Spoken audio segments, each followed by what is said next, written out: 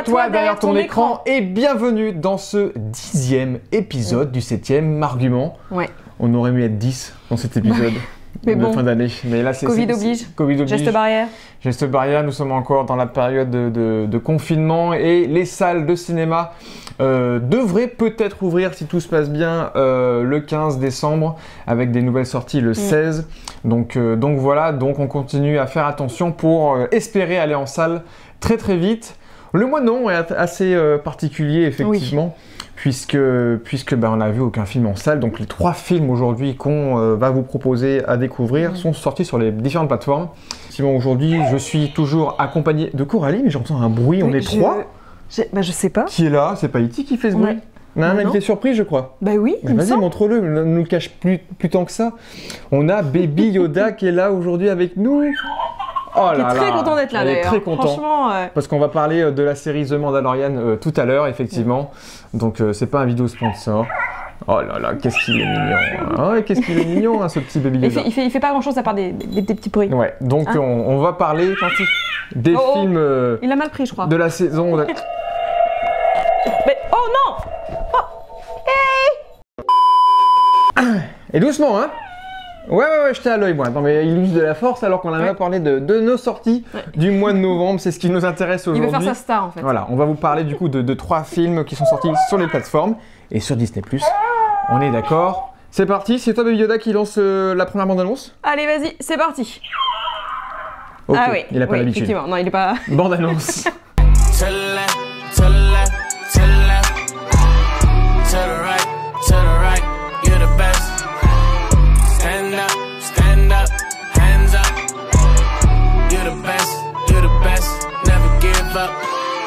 Never wasting my time, young still in my prime. I got fun on my mind, pineapple on the side, starfish and I shine. Friends coming all sides, real friends I got 5. Sandy Patrick, it's a vibe. Mrs. Puff let me drive, whipping the boat, I'm fine. You good? Hello, Mrs. Puff. Et vous venez de voir du coup la première bande-annonce de notre sélection de ce mois-ci. Effectivement, et on commence très fort avec un film d'animation sorti début novembre sur Netflix.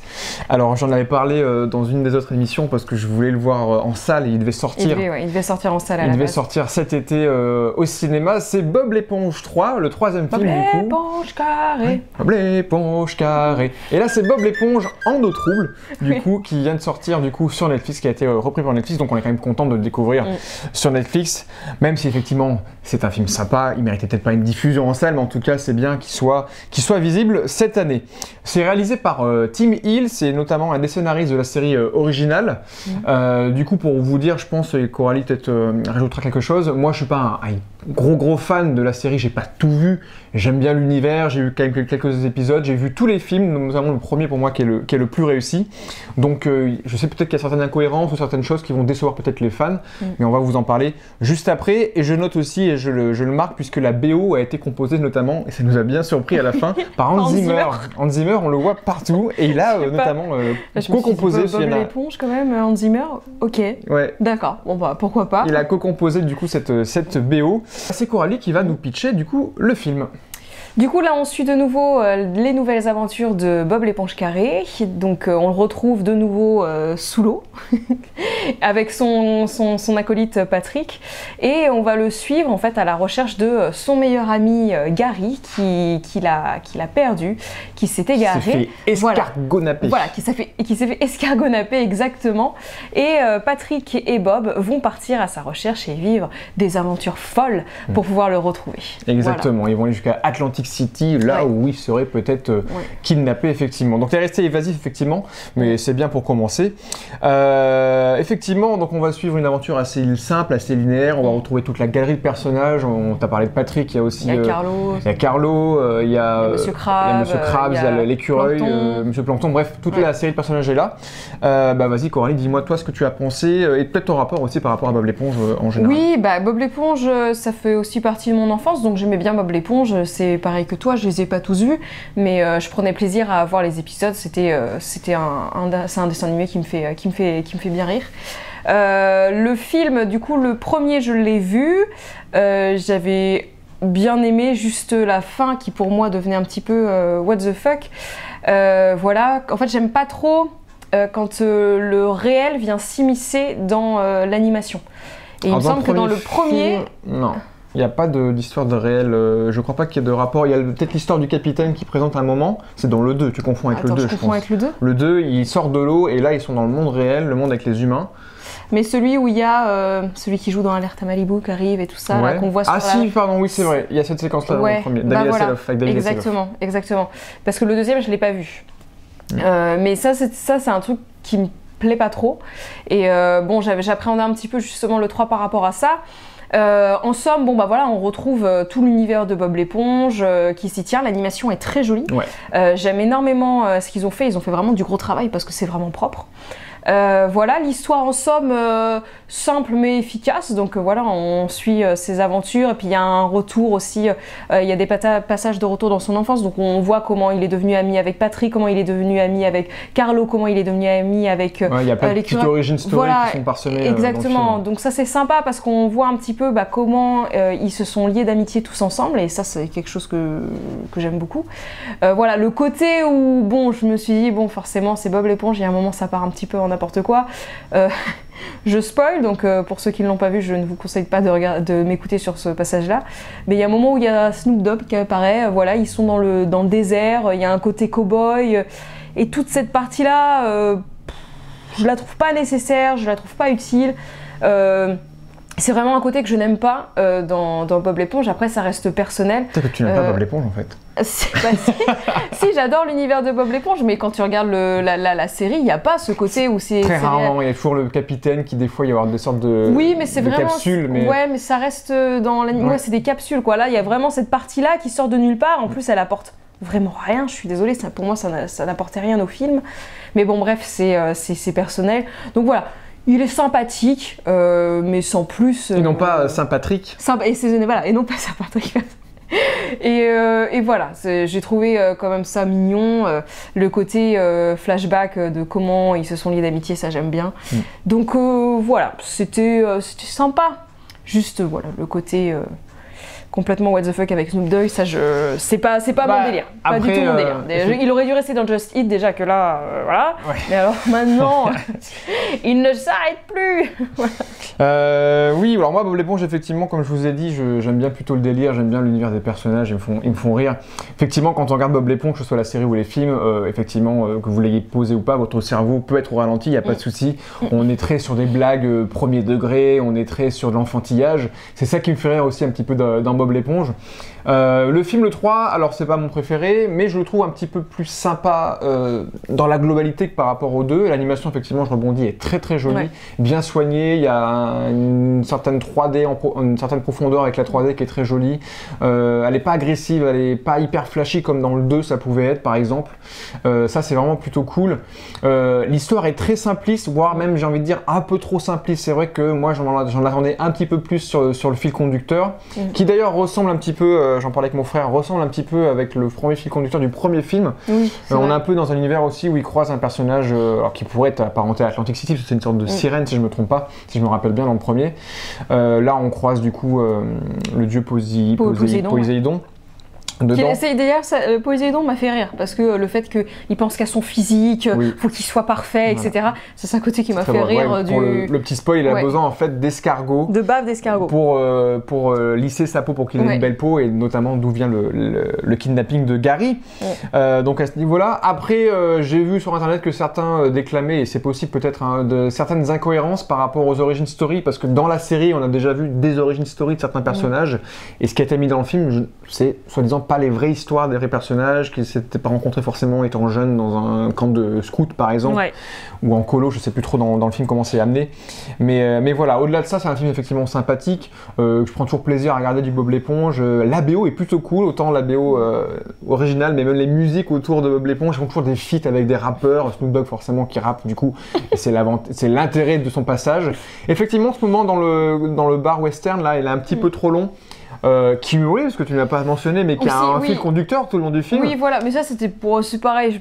C'est pour le délire. Oui, voilà, mais là c'est vraiment. Je me dis, mais qu'est-ce qui se passe dans leur tête pour qu'ils pensent à ça et qu'ils fassent ça? C'est vraiment le côté what the fuck. Keanu Reeves dans un virevoltant, vous savez, les boules d'herbe sèche là dans les westerns, et en fait ça va être le fil conducteur et un petit peu l'aura et la voix qui va les guider dans leur aventure.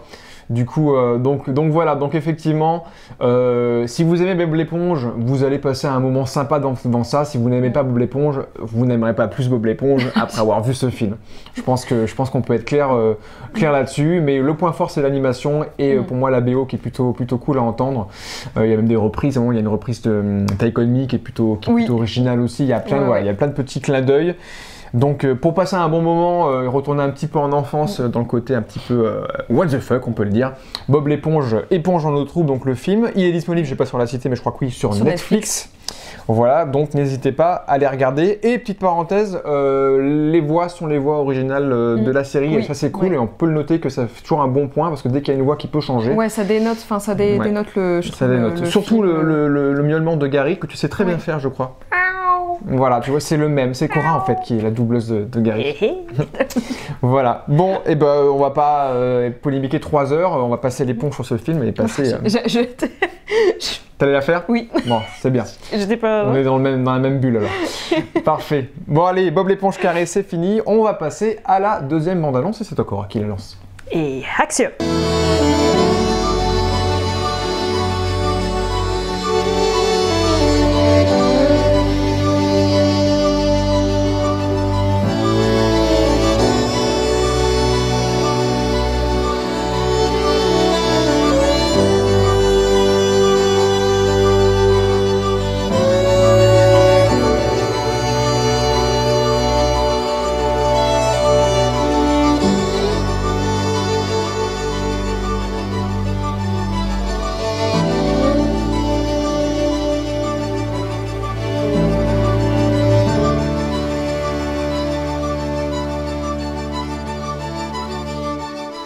Vous venez donc du coup de voir la deuxième bande-annonce de notre sélection de ce mois-ci. Pour moi c'est le coup de cœur du mois, puisque c'est un film qui est sorti tout récemment, la fin novembre, du coup sur la plateforme aussi Netflix, réalisé par Ron Howard, donc ce n'est pas n'importe qui non plus.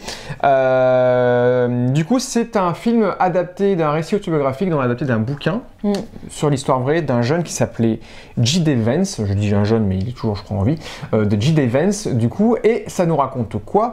Et ben ça nous raconte l'histoire de lui-même, c'est un ancien marine du coup qui a une trentaine d'années et qui est sur le point de décrocher un poste, parce qu'il fait des études de droit, de décrocher un poste important.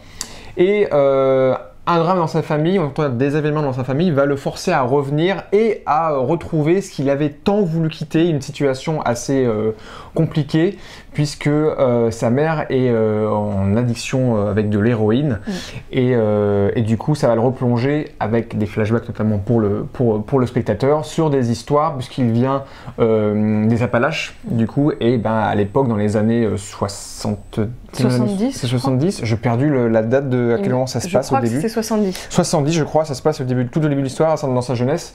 Voilà, il va revenir à se confronter à ses générations, puisqu'on suit aussi sa grand-mère, on suit sa mère et sa sœur, et puis voilà, toutes les 3 générations ensemble qui ont essayé de vivre avec pas mal de problèmes et pas mal de rêves qui ne sont pas venus des rêves américains, j'ai envie de dire. Voilà. C'est assez difficile à résumer puisque le film se passe notamment avec beaucoup de flashbacks et beaucoup de choses. J'ai essayé d'être le plus concis possible et on va essayer de vous en parler en bien puisqu'on a beaucoup aimé le film. Je commence à dire ce que j'en ai pensé. C'est ce que j'allais dire. Donc c'est une ode américaine, je sais même pas si je l'ai dit, le film, une ode américaine du coup. Moi je l'attendais puisque chaque début de mois quand on est en confinement notamment je regarde un peu plus en détail ce qui va sortir sur les plateformes, et là quand j'ai vu au casting Amy Adams, Glenn Close notamment, je me dis bon c'est un film qui reste d'être peut-être intéressant au niveau du casting. Ron Howard à la réalisation, voilà, même si j'aime pas tous ces films, je peux être plutôt intéressé, et je me suis dit faudra qu'on ne loupe pas ça, et on a regardé 2 jours après la sortie sur Netflix, et on n'a pas été déçus, sans spoiler ton avis Cora, mais je pense qu'on a beaucoup aimé ce film. Moi j'ai beaucoup aimé puisque c'est un film qui m'a vraiment redonné envie de retourner au cinéma encore plus vite, puisque j'aurais aimé le voir en salle ce film. C'est un film qui a beaucoup de mélancolie dans les bonnes choses, dans les mauvaises choses. Il y a une certaine ambiance qui se dégage de ce film. C'est un drame qui a déjà pu être raconté, ce que pointe le film a déjà pu être raconté.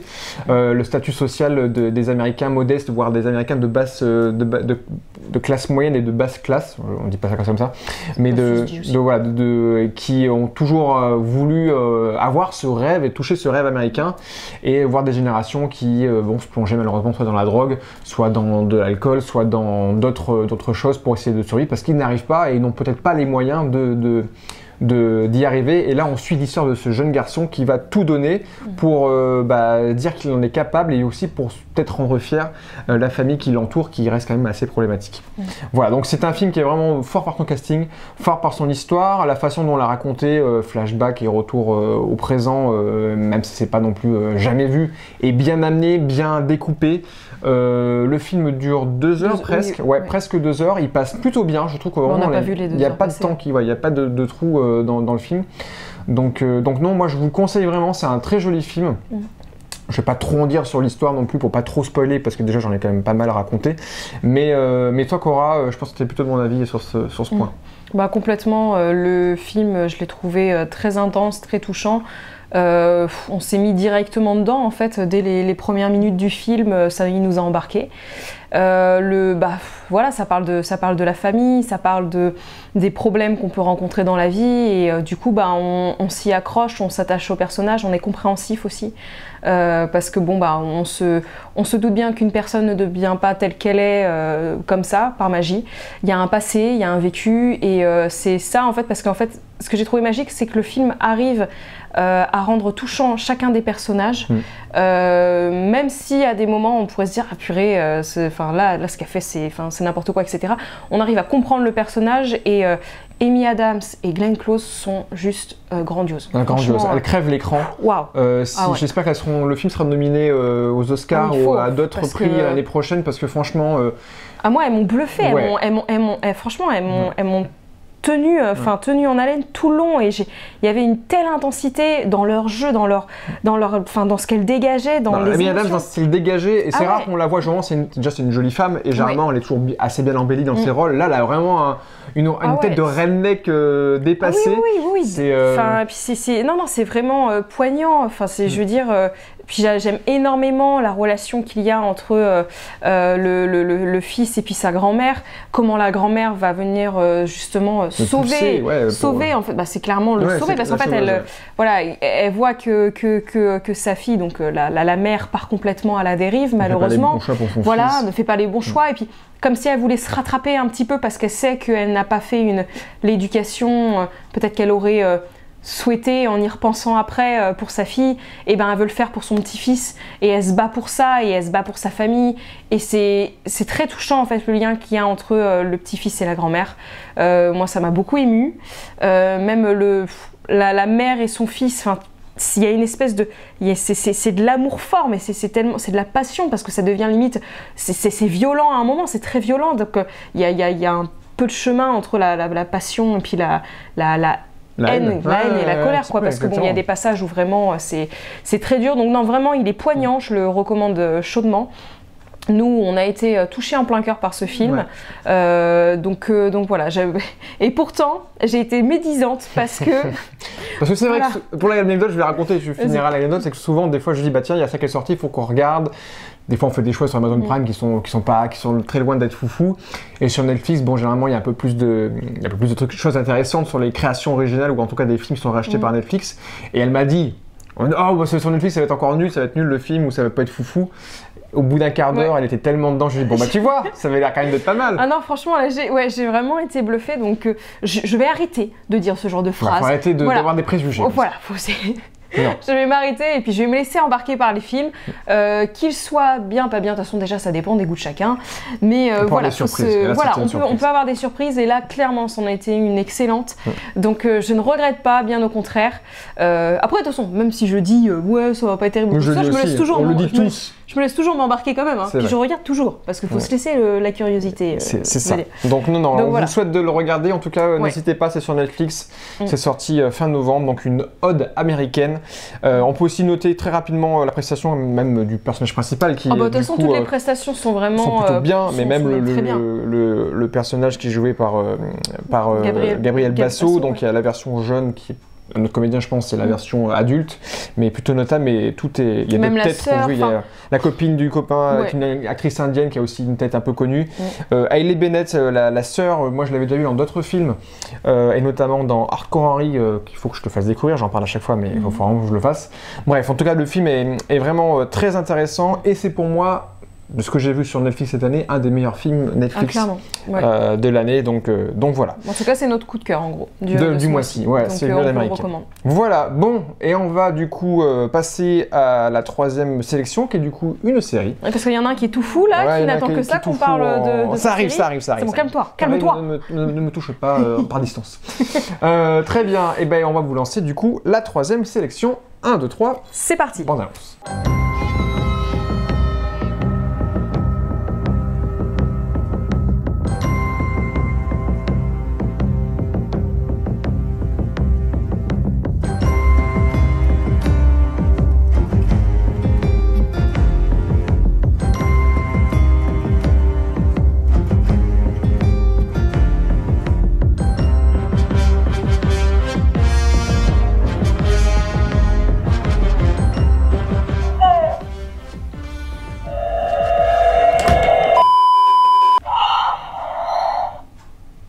On le réveille ou sinon on ne pourra pas parler Non, on réveille pas. Non, parce que sinon il va encore faire des coups. Ah, et pourtant on parle de The Mandalorian, donc du coup. Ah ben voilà, donc du coup on parle maintenant, vous l'avez compris, de la série The Mandalorian. Alors je vous montre Baby Yoda, c'est pas un placement de produit, c'est juste que la critique fait que quand on voit The Mandalorian, eh ben on a envie d'acheter une peluche. Voilà, il est surexposé là. On a envie d'acheter une peluche comme lui. Ah mon petit. Il a complètement craqué. Hein. Ah, j'ai craqué. Il a complètement craqué. J'ai trop craqué. Maintenant il échange ses couches, voilà, il lui donne le biberon. C'est trop facile. Donc on va te laisser faire dodo à côté. Bon, The Mandalorian. Si vous êtes passé à côté, si vous n'avez pas entendu parler de ça ou si vous n'avez pas vu la tête de ce bonhomme, c'est que vous vivez dans une galaxie. Lointaine, mais je voulais dire une grotte, mais ça peut être une galaxie lointaine, bien rebouclée. C'est dans la thématique. Du coup, c'est une série Disney+, c'est la première fois qu'on parle de la plateforme Disney+, d'ailleurs, voilà, qui est sortie par un premier confinement en France cette année. La série est sortie, la première saison en tout cas est sortie fin 2019, et là, on est bercé depuis fin octobre, si je ne me trompe pas, par la saison 2. Donc, pour vous dire, on en est à la saison 2, épisode 5. On en est juste là, donc ceux qui regardent l'épisode... la vidéo peut-être dans 3 mois, il sera passé des choses, mais en tout cas on peut vous dire ce qu'on en pense jusqu'à cet épisode 5 qui est sorti du coup il y a quelques jours, où notamment il y a une grosse révélation là-dedans. On ne le dira pas pour ne pas spoiler, mais il y a une grosse révélation. On sait comment il s'appelle. Mais voilà, du coup voilà. Qu'est-ce que je peux dire? C'est mené d'une main de maître, entre guillemets, j'ai envie de dire, par Jon Favreau, du coup qui est le showrunner de cette série, et il y a plein de réalisateurs qui réalisent épisode par épisode. On peut nommer notamment Jon Favreau, du coup qui réalise aussi. Celle qui est rousse. La fille de Ron Howard, du coup, Bryce Dallas Howard. J'adore. Son père a réalisé le film juste avant, puisque lui a réalisé d'ailleurs le film sur Solo, c'est son père qui avait réalisé ce film. J'ai perdu les autres noms, il y a aussi Taika Waititi, moi, que j'aime beaucoup, qui avait réalisé Jojo Rabbit, notamment Thor Ragnarok, pour ceux qui connaissent bien dans le Marvel. Et d'autres réalisateurs, j'ai plus leur nom, mais tous les épisodes, franchement, je trouve pas qu'il y en a pas un qui est forcément moins bien réalisé que l'autre, tout se tient bien, et il y a des bons réels derrière la série. Voilà, qu'est-ce que ça raconte? Très brièvement, hein. On est sur une série donc ça va être long. Dans l'histoire de Star Wars, dans la chronologie Star Wars, la série se passe juste après la chute de l'Empire, donc après l'épisode 4, 5, 6, et avant qu'arrivent d'autres événements, et notamment l'épisode 7, 8, 9, du coup les derniers qu'on a pu voir au cinéma. Voilà, si je me trompe pas. On n'est pas des méga calés dans Star Wars, ne nous jetez pas des pierres si on se trompe sur certains trucs, c'est pas trop grave, mais en tout cas voilà. C'est ce qu'on peut savoir. On va suivre du coup un personnage qui fait partie, qui est le Mandalorien du coup dans le film. Du coup, les Mandaloriens. Des Mandalores. Ouais. Des Mandalores, du coup, qui est une, comment on pourrait dire ça, qui est une. J'allais dire secte, mais. Ouais, non, qui est une famille de chasseurs de primes. Oui, voilà. On va être très. On n'est pas on n'a pas tous les termes. Pas calé. On n'est pas hyper calé à 100%, mais en tout cas, voilà, qui est partie d'une famille de chasseurs de primes. Et du coup, comme l'Empire a chuté, certains ont été embauchés par l'Empire. Donc, du coup, il y a des gentils et des méchants dans une famille où tout le monde essaye de sortir, de vivre avec une certaine philosophie, une certaine rigueur, une loyauté et fidèle à leurs convictions. On peut dire que ça comme ça. Et au début de la saison, du coup, la saison 1, on va lui confier une mission et il va tomber sur un nez à nez avec son quelque chose qui devait transporter d'un point A à un point B. Il se fait que c'est un personnage, c'est un animal, une sorte de personnage, on ne sait pas trop. Bref, c'est Baby Yoda que vous avez vu. C'est un enfant, quoi. C'est un enfant, il l'appelle le child effectivement pendant un bout de temps. Et du coup, il doit normalement le ramener à un personnage qui est lié au reste de l'Empire, en tout cas à un bad guy, à un méchant. Mais c'est trop pour lui, il va se lier d'amour pour ce personnage. Mais ce personnage est assez mystérieux. Il ressent une certaine force particulière, donc il va essayer de peut-être pas le donner dans les mauvaises mains. Voilà. Sans trop en dire, pour être très très évasif. J'ai trop parlé, je reviendrai après sur ce que j'ai pensé de la série. Cora, toi, que penses-tu de ce qui se passe dans la série The Mandalorian ? J'avais hâte de voir cette série parce que l'univers Star Wars, j'aime beaucoup. Je les ai regardés j'ai regardé très jeune les premiers et puis la suite forcément. Donc voilà, ça a bercé mon enfance, c'est ce qui fait partie de mes classiques. Sauf que bon, personnellement, j'avais été déçue des 3 derniers qu'on a vus au cinéma, qui pour moi, alors ça c'est un avis personnel, hein, mais on sortait, je trouve, de l'ambiance et de l'atmosphère de Star Wars. Je trouvais que c'était trop Disneyisé, justement, ça se dit pas, mais en gros je pense que vous voyez l'idée. Tu peux dire. Voilà, je trouvais que c'était trop bisounours, tout est beau, tout est nanan. Il y avait trop de choses. Voilà, il y avait des incohérences, des choses qui, je sais pas, je sentais que c'était pas univers Star Wars, quoi. Il y avait les décors, mais c'était pas l'ambiance, quoi. Du coup, ça perdait de son charme, ça perdait de son intensité, et je les ai pas appréciés comme j'ai pu apprécier les 6 premiers. Voilà. Donc du coup, je me suis dit, cette série, pourquoi pas ? On va voir ce que ça donne. Je te l'ai fait rattraper parce que toi tu l'as découverte là avant la saison 2, saison 1. Moi ça fait déjà un an que je regarde les épisodes. Mais... Ouais. Donc je me suis dit pourquoi pas, parce que voilà, je veux dire, on peut réaliser de très belles choses. Par exemple, Rogue One, j'avais beaucoup aimé. Voilà, c'était vraiment un épisode à part, un spin-off sur une des missions de l'épisode. Que j'avais trouvé très bien réalisé et très bien. Vous avez vu 4, 6, 4, 5 Je sais plus, je l'ai vu qu'une la seule première fois trilogie, aussi, pardon, je sais plus comment ça se passe exactement. Mais du coup, la série, non, je suis très contente parce que justement, je trouve que tout ce qu'on avait perdu dans les 3 derniers films de Star Wars, on le retrouve. Et parce qu'il y avait Baby Yoda ? Et parce qu'il y avait Baby Yoda. Non, je rajoute. Non, mais vraiment, je trouve que la série, là, ça y est, on retrouve l'ambiance, on retrouve tout le charme de Star Wars, toute la magie Star Wars. Y est. Donc j'étais contente, je me suis dit purée, ça y est, tout ce que j'aime est condensé dans cette série, donc c'est parfait. Voilà, donc non, je suis très contente de retrouver l'univers et tous les personnages de Star Wars.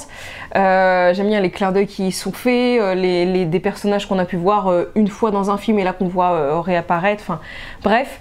Par exemple l'éléphant bleu ou ce genre de choses qu'on le voit apparaître qu'une seule fois, là tu le vois et puis tu confonds, on l'a vu dans Lego. Oui. On le voit pas, peut-être qu'on le voit dans les premiers épisodes, mais là tu confonds avec. Ça. Ouais, on coupera. On reprend. Dis, reprends ta phrase si tu peux, et au montage je vais pouvoir faire les choses. Non, j'étais très contente de découvrir cette série. Je trouve vraiment que tout y est en termes d'ambiance, les décors sont ouf. Franchement, visuellement, il est magnifique. Là, si vous avez la chance d'avoir un grand écran chez vous, enfin un assez grand écran, c'est un plaisir pour les yeux, quoi. Là, franchement, ils ont vraiment géré les visuels, les effets spéciaux. Du coup, ils ont même développé une nouvelle technologie. Alors, je pense que ça vient de The Mandalorian. Hein. Je sais pas si peut-être que d'autres films ont commencé à le faire aussi. C'est que on est plus sur des incrustations fond vert ou fond bleu. Ouais. Maintenant, ils tournent carrément avec effectivement un peu de décor sur les premiers plans, ils construisent des choses, et l'arrière-plan peut être généré du coup par des écrans qui diffusent du coup des images en temps réel, et il va s'adapter en fonction de comment la caméra va bouger pour avoir toute l'immersion comme un 360 réel d'un décor. Effectivement, c'est génial. Je me dis même pour les acteurs, tu te sens encore plus plongé dans l'univers, donc je trouve ça vraiment super. Et le personnage, le Mandalorien, est attachant. Bon, forcément, bébé Yoda est attachant. Non, il y a des épisodes qui m'ont vraiment bluffé. Je les trouve vraiment très bien. Vas-y, donne-nous un ou deux épisodes qui t'ont plus marqué là pour l'instant. Alors là, il y a eu l'épisode avec. Alors là, je spoil forcément, mais avec les araignées, ça se passe dans la neige là, et puis bon bref. C'est le deuxième épisode de la saison 2, je crois. Il a une mission. Enfin, le Mandalorien a une mission. Il doit apporter. Alors je sais pas comment celle qui a une tête de reptile et qui apporte ses œufs. Bref, l'épisode 2 de la saison 2. Voilà, l'épisode 2 de la saison 2. Okay. L'épisode aussi un peu avec le Far West là, puis la créature qu'ils doivent aller chasser, j'aime bien. Saison 2, début du premier épisode. Voilà, donc ça, ce sont des épisodes que j'ai bien appréciés. Et le dernier, là, le 5e, je l'ai trouvé génial aussi. Donc non, il y a des très bons épisodes qui sont assez bluffants en termes de réalisation. Le côté, voilà, où le seul bémol que je mettrais, c'est qu'il y a un côté trop redondant. Je trouve que, voilà, le côté à chaque fois un épisode, une mission, un épisode, une mission. Voilà, j'aimerais que ça change un peu. C'est pas le fait qu'il y a des missions, en fait, c'est le fait que. Ça n'évolue pas pour l'instant. Ça ne fait pas évoluer le personnage. Voilà, en termes de personnage, il y a. Il n'y a pas d'évolution du personnage pour l'instant, c'est-à-dire que Baby Yoda reste Baby Yoda, là on en apprend un peu plus dans le dernier épisode, mais sinon, il a fallu... Le background et la dramaturgie reste le même, quoi. Voilà, ça avance, ça freine, ça freine, on est un petit peu dans... Ça a du mal à avancer en tout cas, et même pour le Mandalorien, il fait toujours la même chose, quoi. Il sauve Baby Yoda. C'est pas tant de choses que ça sur lui. Exactement. Bon, c'est pour ça. Donc c'est le côté où je suis un petit peu frustrée pour l'instant, c'est-à-dire que je commence à trouver ça un petit peu redondant. Donc j'espère que ça va avancer un petit peu plus dans les prochains épisodes, mais le 5e m'a pas déçu, donc j'espère que la suite sera dans la même dynamique. Voilà. Et toi, Fabien, qu'en as-tu pensé ? Je suis assez d'accord avec toi.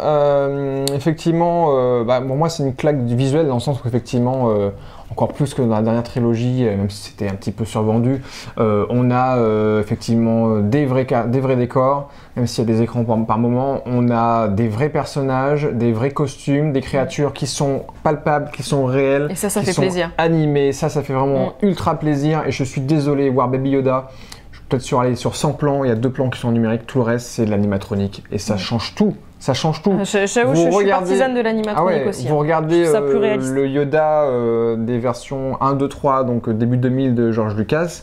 C'est l'animation qui vieillit un peu mal maintenant. L'animatronique des tout premiers a un peu vieilli aussi. Mais là, vous regardez Baby Yoda, vous voyez ses 3 poils sur le caillou, vous voyez sa façon d'être, même s'il ne peut pas le faire bouger dans tous les sens. Ses mimiques, ses expressions, même au niveau de son faciès, c'est assez impressionnant. Pour ce qu'ils en ont à faire, fait très bien le job, et ça fait vraiment plaisir de voir des personnages qui sont réels, qui sont palpables en fait. Donc les acteurs jouent avec une vraie marionnette, un vrai bonhomme, il y a un vrai lien qui se fait entre les personnages. Ça se voit, les monstres, les univers. Et en fait, moi dans Star Wars, et je pense que c'est ce que cette série m'a dévoilé, de ce que je suis pas un méga fan de Star Wars, mais j'aime bien quand même suivre l'univers, c'est qu'il n'y a pas besoin d'en faire des tonnes, comme les 3 derniers épisodes, comme tu le disais, où il y a trop de choses. C'est déjà l'incohérence du scénario au-delà de ça. Il y a trop, on va en mettre partout, il y a trop de personnages, on sait pas quoi en faire, qu'en traiter. On l'en traite très bien dans un épisode, l'épisode d'après, on l'a nexté, on s'en fout. Là, il n'y a pas trop de choses. C'est parce qu'il y a 3 personnages. Si on regarde dans le casting, effectivement, il y a plein de petits personnages qui apparaissent. Qui interviennent, mais au final, les personnages principaux, ils se comptent sur les doigts de la main. Il y en a 2, 3, 4 quoi, au maximum. Il y a le Mandalorien, il y a du coup Clara Dune, là, sa pote là, qui en croise. Bref, il y a le Black, j'ai perdu son nom aussi. Le mec qui donne l'émission, qui lui a donné la mission d'ailleurs principale. Bref, et puis il y a le Bad Guy. Après, tout le reste, c'est des personnages qui vont faire avancer l'histoire, mais qui sont pas forcément. Et en fait, le fait de se concentrer, effectivement, même si ça avance pas assez en termes d'histoire, de se concentrer sur peu de choses, mais qu'on développe bien ce qu'il y a autour, que l'univers est beau, qu'avec 2 plans, on te fait voir un nouveau décor. On a vu plus de décors là dans 2 saisons d'épisodes. presque 2 saisons que ce qu'on a vu dans les 3 films qui sont sortis dernièrement, même s'il y avait des nouveautés. Là, il y a plein d'épisodes. Le dernier épisode, là, on est dans une forêt totalement défraîchie, totalement rasée. Même au niveau des créatures, même au niveau de... Enfin, je sais pas, c'est rafraîchissant, je trouve, en fait. Voilà, exactement. Ça vit vraiment. Et la BO, en plus, donc signée par Ludwig Göransson, avec un thème récurrent qui a un petit côté western, puisque le personnage est quand même amené comme un cow-boy, parce que c'est le premier épisode de la première saison. Clairement, on a un western totalement détourné. Je pense qu'ils sont inspirés pour les BO des vrais classiques de la trilogie du dollar, par exemple. Voilà, qui respire. La BO est vraiment cool. Même si des fois, je trouve qu'elle n'est pas forcément bien utilisée. Par moments, le thème arrive alors que c'est pas forcément le bon moment, je trouve. Ah, des ça, fois. j'ai pas noté. Mais voilà, au-delà de ça, c'est cool. Mes épisodes préférés, pour faire court aussi, celui avec l'araignée, parce qu'on aime bien les histoires de monstres. Oui, nous, on aime bien les cool. Le dernier est plutôt sympa, parce qu'on apprend des choses et ça avance un peu plus. Dans la saison 1, on n'a pas trop parlé, mais les premiers épisodes dans le désert avec le rhinocéros gigantesque, avec les Javois aussi, étaient plutôt cool. Avec l'autre personnage là qui cultive des sortes de bestioles, larves, là, le tétard sur pattes, moi je l'appelle, mais était plutôt cool. Donc non, franchement, les 2 saisons, attendre de voir la fin de la saison 2, sont plutôt cool.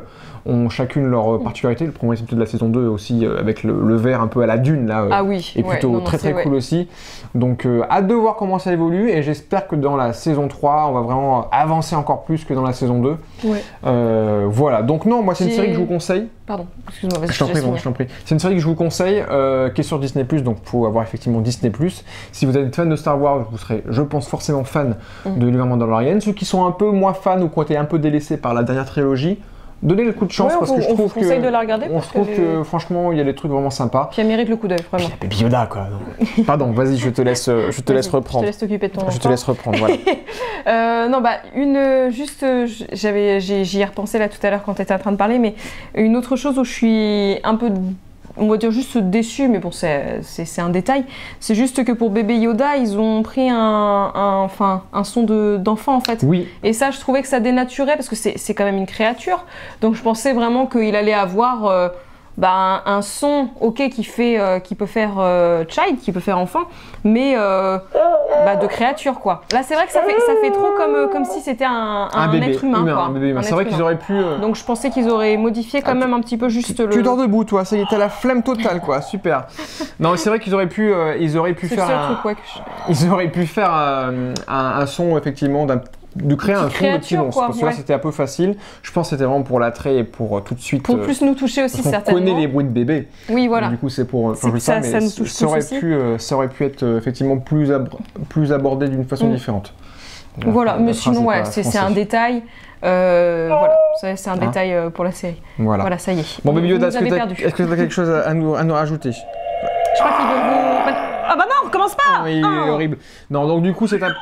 Oui, ce que j'aime bien, c'est qu'il se tape des barres en plus. On ne rigole pas, on fait pas des bêtises. C'est pas bien. Voilà. Et on arrête de manger des œufs. Aussi. Oh, incroyable ça. T'as spoilé toi. Non, donc du coup, voilà, on vous conseille du coup quand même The Mandalorian, du coup sur Disney+, et puis à voir où ça va continuer, puisque encore quelques épisodes, on a à peu près la moitié de la saison 2. Oui. Hâte de voir la suite. Hâte de voir la suite. On verra bien ça dans une galaxie lointaine si ça avance toujours. Hâte de voir la suite. Hâte de voir la suite. Ouais. Et surtout, en parlant de suite, on se retrouvera du coup, j'ai envie de dire maintenant l'année prochaine. Oui. Pour début janvier, peut-être un peu plus tard que d'habitude, comme il y a les fêtes, le temps qu'on se retrouve et que le déconfinement se passe plus ou moins bien. On verra si on peut retrouver nos amis masqués, même masqués ou pas, sur le canapé. Mais en tout cas, on vous parlera des sorties du mois de décembre, qui risquent d'être plutôt intéressants, puisqu'il risque d'avoir des sorties salles peut-être, et des sorties en VOD, peut-être en VOD aussi peut-être. Il y aura peut-être du Wonder Woman, il y aura peut-être du Quentin Dupieux avec Mandibule. On parlera peut-être de Saint-Maud s'il sort vraiment fin décembre, parce que nous on l'a déjà vu, mais qui était vraiment très intéressant. Pour l'absurde séance. Donc on va voir tout ça, et il y aura Mulan aussi. On va enfin pouvoir vous en parler de Mulan. Bref, voilà, ce sont déjà nos 4 films pour le mois prochain presque. Bref, voilà, en tout cas, on vous souhaite de passer de bonnes fêtes de fin d'année. Regardez, on avait mis nos super pulls de Noël. On a mis nos pulls de Noël exprès pour vous. On fait un petit coucou à le reste de l'équipe qui ne peut pas être avec nous, mais on passe aussi fort à vous. Vous serez avec nous bientôt. Voilà, vous serez, j'espère, avec nous bientôt pour une nouvelle année cinéma. 2020, l'année du 7e argument, qui a été quand même assez compliquée. Oui. On verra si l'année prochaine... On s'en est tiré, hein. Il y avait un épisode à chaque fois. a eu un épisode à chaque on fois. arrivait On a toujours à réussi. parler de quelque chose, donc finalement, Voilà. nous Le ne cinéma lâchons pas le combat. survivra toujours. Très bien. Bon, bah, on va aller nous manger des chocolats, ouvrir les cadeaux, tout ça quoi. Hein.